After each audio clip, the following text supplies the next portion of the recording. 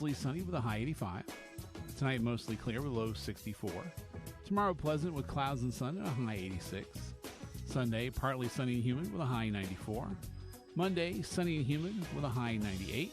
And on Tuesday, mostly sunny and hot with a high 97. For AccuWeather.com on Rejoice 101.3 FM, 990 AM, I'm Garrett Beck. If anyone asks, you're listening to Rejoice, WREJ, Richmond 101.3 FM, 990 AM. Have you heard about growing plants and rocks and not sure what exactly is going on? Then go to Ashland Ace Hardware and they will show you how. First, buy the book Riverstones Grow Plants by Richard Campbell from either Ashland Ace or Barnes & Noble. Then get your supplies from the hardware store. You will read how to assemble indoor gravel gardens, eating fresh microgreens and sprouts in just 10 days. Time to have your own produce section at home to add daily fresh nutrition to your salads, sandwiches, soups, and smoothies. Harvest, eat, and repeat, and grow fresh produce for decades at home, indoors, or outdoors. Get the book, Riverstones Grow Plants, from Ashland Ace Hardware or Barnes & Noble. Grow in peace as rock is the new green in 2018. Hello, Richmond. Hello, world. You're tuned in to the Ricky Rocks Talk Show with me, your host, Richard Campbell. And we'd like to say happy Father's Day weekend to all you dads out there doing the good deed for the families. You know, it's a good weekend. It's a good sunny weekend. We hope you guys take your dads out and show them a fantastic time.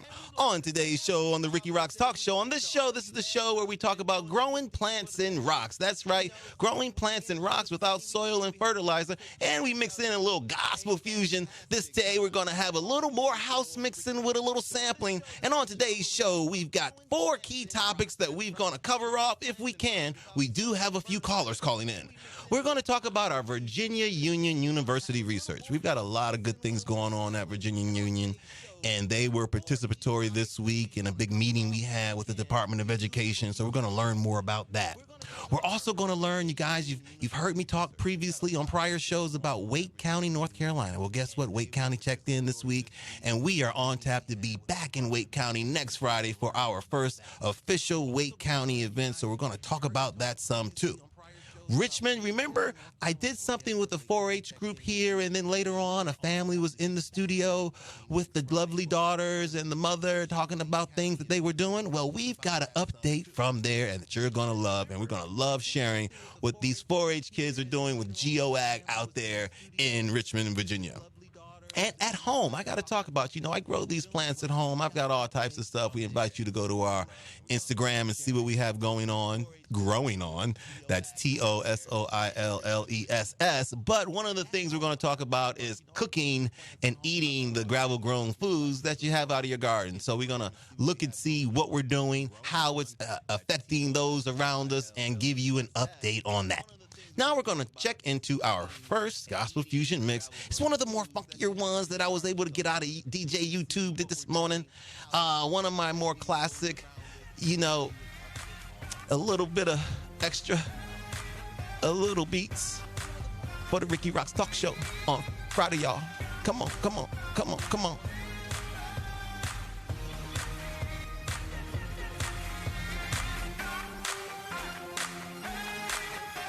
WREJ, Richmond, 101.3 FM, 990 AM. You're tuned in to the Ricky Rocks Talk Show.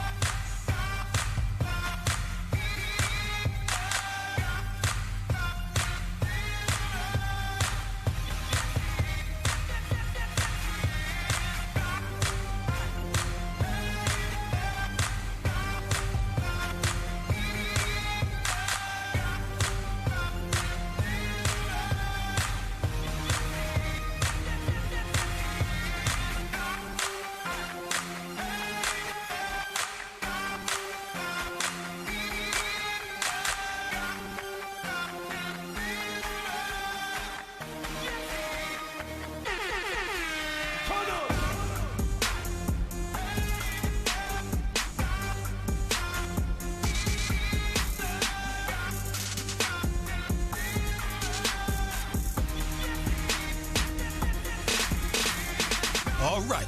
All right. There we go. There we go. Gotta love that. I got my... All right now. All right. On the Ricky Rocks Talk Show, y'all. Okay. Enough. Woo. You know I love that gospel fusion angle to the show. We get to have fabulous music to get Friday going, pre-happy hour lunchtime music. And we're going, we have our first caller. I've been down to Atlanta down there, guys. I've talked about it on prior shows. And one place is where we did the Ricky Rock Drop Stop, and that's where we drop off gravel grow cups so that folks can see what's going on. Is down with our dear friend Sue in Atlanta. Sue, are you there? Hey, Richard. How you doing? I'm doing well. Why don't you tell the listeners who you are and what happened after I dropped off those Ricky Rock Grow Cups there at your office? I love my Ricky Rock Grow Cups in my office. So I am actually Sue Carpenter. I work for the Trust Republic Land here in Atlanta. We have a very nice, beautiful office with some big, sunshiny windows. And Richard was nice enough to come and make me my own little private garden in my office. And what do you got growing in there? I have some collard greens, wheatgrass, peas, pea shoots, and sunflowers. And I'm telling you, this was such an easy thing to do. I love these all, and it's a great, healthy way to enhance your diet. And so, how was handling it? How was the watering, and how did you find managing this system?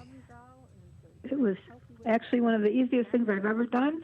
Maybe water once a week, and plants grew. In just a matter of a week, I had plants sprouting up, and everyone in the office just loved it here. Oh, so you got coworkers checking in on it? I do, and we've actually made some salads and used it for toppings in our sandwiches. So it's been a big hit in this office. Oh, so you're growing it in the office, and everybody's getting a little snacking in on it a little bit? That's right. Okay, and so I think that was a few months back. Now, I would imagine a lot of times these many months later, the grow cups, they don't, aren't as durable outdoors. I'm sure some of them must have died out by now, right? Or what's going on? What's going on today with the grow cups? They sure have. So I you were going to give me some tips on how to grow some new things and keep my garden going. Well, what happens is, because I'm not always there for the follow-up on these gravel gardens, so what you have to do is, right now, most of everything is probably turning brown and beginning to die out. Now, what's happening in those cups themselves? So all of the roots in each of those growing containers, they are basically acting as fertilizer now for the next seeding. And so each of those root systems will leave some fertilizing-like residue in the growing ecosystem. So what you want to do is you want to basically pour out, because I'm sure all of those plants are fully developed and those roots are fully all over that cup and then in sand. So what you're going to have to do is kind of pour out all of the plants onto like a big tray. It's going to get a little messy. You might want to put on some gloves, or if you don't mind, just washing your hands. But what you're going to have to do is separate the rocks from the sand and the vegetation. So you put all the rocks in one pile, scrape off and put as much sand as you can in another pile, and put all the vegetation, all the roots and the stems, whatever's left, in another pile. And then you take all of the vegetation and basically throw it away. And then you reassemble the cups like in the beginning, where you put the sand on the bottom. First, before you do that, wash the cups. You want to make sure you wash the cups, start over with good clean cups. That'll keep the cup usable longer. If you don't wash the cups, or if you let them go outside, the weatherization can crack them and stuff like that. But you want to wash the cups and then start over. You put in the sand, the gravel. And maybe we should point out, too, that we are using recycling bottles, plastic. Yay, that's right. Nice soda bottle. And if we wash them out and recycle them again, that's great. Yeah, we keep those same recycled bottles in production. And so, and then, check out some other seeds, bring in something that you want to try yourself around the office.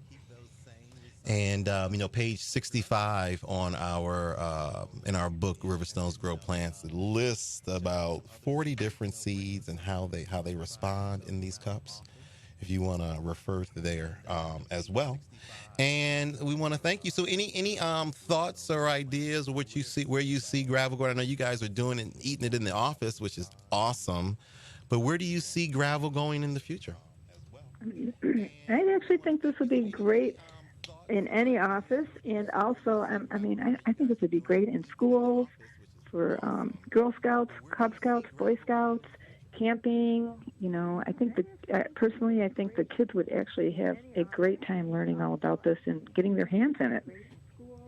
Well, we will take that vote of confidence. And why don't you tell the listeners, a website to learn more about your organization, what you guys got going on?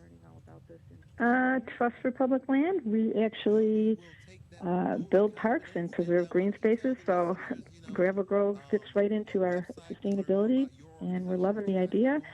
Our site is ppl.org if anybody wants to visit. You said TTL? TPL. TPL. Okay, trustforpublicland.org. Well, thank you, Miss Sue, for calling into the show. We really appreciate that, and you keep on growing. We'll hopefully have you on in the next couple months so you can, after you've recycled these gravel gardens and dropped in some of your own favorite seeds and see how those turned out. Sounds good, Richard. Thanks. All right, thanks, Hope to Sue. see you in Atlanta sometime soon. We're on our way back. We've got a lot of good things going on in Atlanta. And so, yes, Atlanta, the return to Ricky in Atlanta is happening with the city and the county. So we've got some stuff in store for Atlanta. All right. Thanks, Richard. All right. All right. Bye-bye. All right, well, there we have a office version example of gravel growing in offices, and so we like to see that kind of thing happening. But, we want to talk about this Virginia Union University research we have going on. We went there last week, had a great conversation with our Professor McShepard over there, and now it's time for us to really get our hands a little more rocky, raise the bar on the type of experiments we're doing. So they're breaking out some of the more interesting machinery over there at Virginia Union. And we are also beginning the process to really build out the major of or minor of geological agriculture at Virginia Union University. And that's one of the things that was part of our discussion, the theoretical new academic subject, geological agriculture. How would it look? Well, we're talking a few years from now, but maybe you'd have a year of geology, a year of agriculture, and then your junior year, GeoAg 1 and GeoAg 2. Now, but don't fret. If we're looking at geological agriculture from that perspective, we're also looking at it from what happens when you graduate with this type of major. What would you do? Now, this is not today. You can't go any school in the USA and go get a major. But maybe tomorrow. But tomorrow, when you do graduate, it looks like we'll be able to send you places and have you hired in some of our county or country clients, which takes us into our first county. We talked a lot about Atlanta and Fulton County down there, but it seems that Wake County, North Carolina, kind of eased on in and got right on in here first to be our first official on contract on Paper County with our first event down there with the county on next Friday. And so we really look forward to working not only with the folks there in Raleigh, that's Raleigh, North Carolina, if you all aren't familiar with where Wake County is, and working with the schools in the state of North Carolina, and just overall beginning the process down there. When we do these kind of engagements, usually at a big event, a lot of folks and people come by our tables. We'll be making gravel grow cups for everybody. We'll have a big mound of gravel, big mound of sand. We're asking folks to bring in recycled plastic bottles so that we can turn those old bottles into what we call produce makers. And so then we're going to have information about our nutritional value. And so a lot of fun stuff happening in Wake County next week. Another place where some of these graduates from Virginia Union University and other HBCUs who adopt this science overseas, we talked a lot in the last few shows about Togo. And so, the plants and growing in the Togo's office vary significantly right now. And, there's a lot of excitement over there. So when we get these graduates, bam, we're going to be able to have you go either overseas to a country like Togo to help those folks out, or we might have you go to a Wake County, North Carolina, to help folks out domestically and trying to adapt their diet and their, nutritional lifestyles to growing in gravel. Which brings us to our next caller. We on our first caller, we called from an office building in Atlanta. Now we have a Mr. Marcus calling from an office building in Washington, D.C., and, we went over there and did the same Ricky Rock drop stop, and we dropped some rocks off to see what's going on and let them see for themselves. And Marcus, tell us, Marcus, are you on the line there? Big Dog in the house? Yes, I'm on the line. Big Dog's in the house, and why don't you tell us what happened from the moment I was able to drop off some gravel grow cups in your office? Tell us who you are and then what happened next. I'm Marcus Brownrigg, and I work at the United States Department of Education as a special assistant to the Deputy Assistant Secretary in the Office of Elementary and Secondary Education. So we basically have control of all K through 12 programming nationwide and funding. And to be honest with you, I am beyond impressed. Dropped off the gravel cups, did a demonstration, set everything up in my office, and I think it was on a Tuesday. And by the end of that week, I went away on travel, I think Thursday, Friday, came back in the office the following Monday, and I had about a 10-inch tall string bean stalk growing in my office. It was phenomenal. People came to take pictures and everything. Like, how could something that grow that fast in gravel with just a little bit of water? We were amazed. So other people came from other floors because people started talking about it around the office to see if this was really possible. And the best question I received was, well, there's no dirt. There's no soil. I was like, exactly. Well, where do the nutrients come from? And I said, well, it was explained to me by the folks at the Soil Less. The nutrients are in the river rock, and it's just amazing. I've never seen anything like it before. I'm fascinated by the science. I'm fascinated by the growth, and other plants are also growing too. So it's pretty amazing. And so you've got folks around the office coming in, asking questions, and taking pictures. Yes, exactly. Taking pictures of it because they want to go tell other people about it. They've never seen anything like this before in their lives. Okay, we go Department of Education in Washington, D.C. Okay. Well, we might need to try to set up a time for me to revisit and maybe do something for the rest of those folks who may want to gravel grow cup on their own. Now, what do you see? Where do you see this going? I mean, you see there in your office, you say you got 10 inches in 10 days. I mean, in 7-8 days. What's your first reaction over there at the education level? Well, from an education standpoint, I think this is something that's amazingly appropriate to the lexicon of what we call STEAM: science, technology, engineering, agriculture, and mathematics. Teaching kids about technology, teaching kids about science, but this is a new science, and I just think that we are on the verge of being able to enlighten, educate children for the next generation to understand about a new way to create sustainable agriculture and sustainable food. Because, as I said, it's something that no one's ever seen before. Everyone who looks at it is fascinated by it. They don't understand it, and, it's just amazing.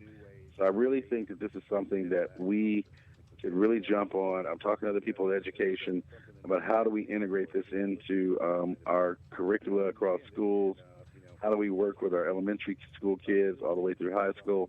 And then, how do we work in concert with our colleges and universities? Because people need to really explore this. As I said, I've been around for a long time. I've seen a lot of things. I worked in the STEAM or STEM fields for quite a while, and this was a first for me. So, as I said, I was beyond amazed.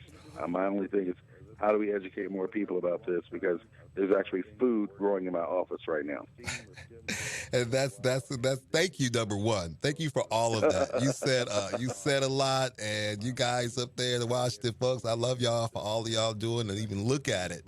And you're right. It is a lot that can be done with this, and I am at your disposal. Remember now, I came across this phenomenon by accident. I didn't seek out this. So as the accidental scientist, turning it over to the actual folks, is part of the journey. So hopefully we'll be able to continue our dialogue. I know we'll be able to continue our dialogue. Thanks for calling in, Marcus. If people wanted to just learn about the Department of Education in general, what website is it? What's the website? Well, it's ed.gov. www.ed.gov. And they can, hit the website up. There's a ton of information out there that's available. And then also for our younger people, there's also a component website that talks about some of the various things that are out there in terms of resources called youth.gov. Youth.gov. Okay, and that's a sub of ed.gov. It's part of your programming. Well, not only is it part of our programming, it also pulls in the Departments of Health and Human Services. It pulls in the Department of Energy. It pulls in several other federal agencies to talk about programs that are offered, like Department of Interior, Department of Agriculture, and others, to talk about programs that are offered specifically towards youth and helping them through their journey. As I said, like I said, I'm fascinated. My coworkers and my leadership have been fascinated. The dialogue has been created just off of the string bean plant that started off in my office. It took a week to grow almost 10 inches tall. So keep up the good work. Thank you. We want to learn more about this. We want to learn how we can utilize this. And I'm interested, as always, in food insecurity. That's always a personal passion of mine. So how can I utilize something like this to feed people where they don't have good soil or they don't have an abundance of water? What can we do to utilize a tool like this to put food on the table for folks? Well, we're here. We're going to be here. We're glad we're now in communications with you guys, and we're here at your disposal. And so I guess we say to the listening audience, more to come from the folks on the line now. And Marcus, again, thank you for calling in. And everybody, it's ed.gov for the Department of Education. That's ed.gov. And then youth.gov. That's a big one. That's a new one. So go out there. You guys got families, got summer camps for kids. You want to learn some stuff for the kids and for the stuff. Let's look at youth.gov and ed.gov. Thank you, Mr. Marcus Brownrigg. Oh, thank you. Take care. Have a great day. Thanks. And it's interesting how these segues, we went from youth.gov to back to our topic of what happened here in Richmond. Miss Alyssa, she hosted a 4-H program. I was down there, and there was her daughter, Jordan, and then they came into the radio show when I was out of town in Atlanta, of all places. Remember that, guys, for those who may be watching the show or listening. Well, I get a Facebook notice, and what do I see? Nothing but Miss Jordan. She was the young daughter of Miss Alyssa, and Elise, and she is. I see this picture. Remember, they talked about this lemonade stand, and with the gravel-grown plants added to the lemonade stand. Well, they're at this entrepreneurial workshop for girls or youth. It's called the Envision Lead Grow Entrepreneurial Institute, May 31st to June 3rd, 2018, here in Richmond. It was a Richmond pitch contest for being an entrepreneur, and it looks like Miss Jordan's entrepreneurial submission was a lemonade stand with gravel-grown plants to go with it. So I just think that is so precious. That's what we call a geo-agripreneur. And the first one to take the reins this kind of way is Miss Jordan. And we love her. Y'all, Richmond, y'all need to be proud of this young lady for learning, taking something, and actually applying it. So awesome. And her sister, Miss Alex. Oh, wait, I think it's Miss Alex Alex won last year. I'm checking out the email, the text. So anyway, y'all, we got to give big shout out to that wonderful 4-H family out there for all they're doing with this GeoAg thing. And then, of course, back to the studio with my man, producer Flint. We talked last week about this plant. Now this guy is 2 weeks old. I mean, come on, producer Flynn. What are we looking at here? It's a lot of stuff. It is crazy. It has gotten incredibly big. I like that one big, huge, thick blade of grass. I know, the gladiola stalk. But the thing, you put like the trellis there, but we've had to kind of wrap it around. Do you have to guide them when they do that, or do they do it on their own?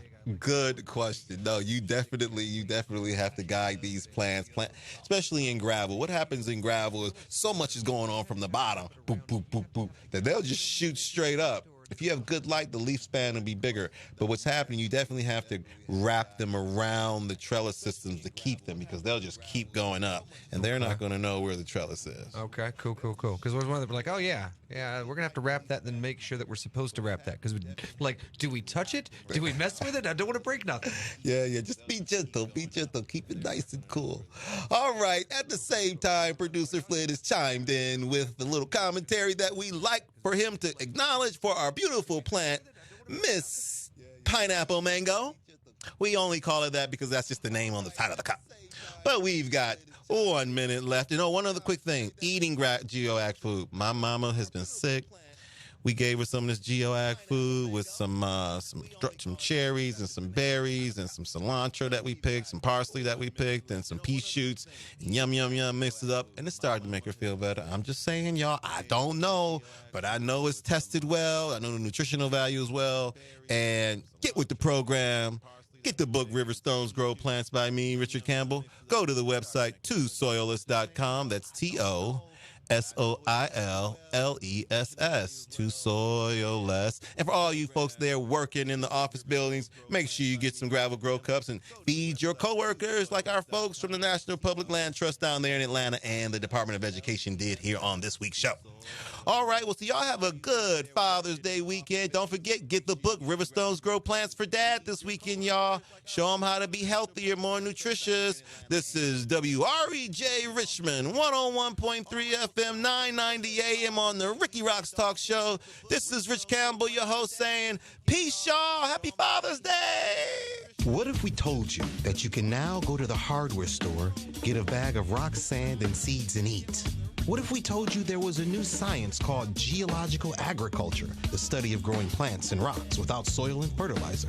Well, these are no longer what-if statements. This is the new reality. Rocks can, in fact, grow plants for you to eat, like broccoli sprouts, alfalfa sprouts, wheatgrass, and microgreens, as well as beans, peas, cucumbers, cilantro, tomatoes, tulips, and more. The book Riverstones Grow Plants by Richard Campbell shows us how to grow plants and rocks indoors or outdoors. Turn that 6-foot table into the new produce section of your home. Get the book Riverstones Grow Plants from Barnes & Nobles and the supplies from your hardware store. Rock is the new green in 2018 with the book Riverstones Grow Plants by Richard Campbell.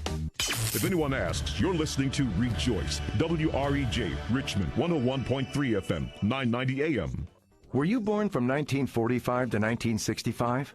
People born during these years are 5 times more likely to have hepatitis C, but most people don't know they are infected. So even if you try to eat right, exercise, and take care of yourself, you can still have hepatitis C, a serious liver disease that often has no symptoms. In fact, people can live with hepatitis C for decades without feeling or looking sick. But over time, hepatitis C can cause serious health problems, including liver damage, liver failure, or even liver cancer. Getting tested is the only way to know if you're infected with hepatitis C. That's why the CDC recommends everyone born from 1945 to 1965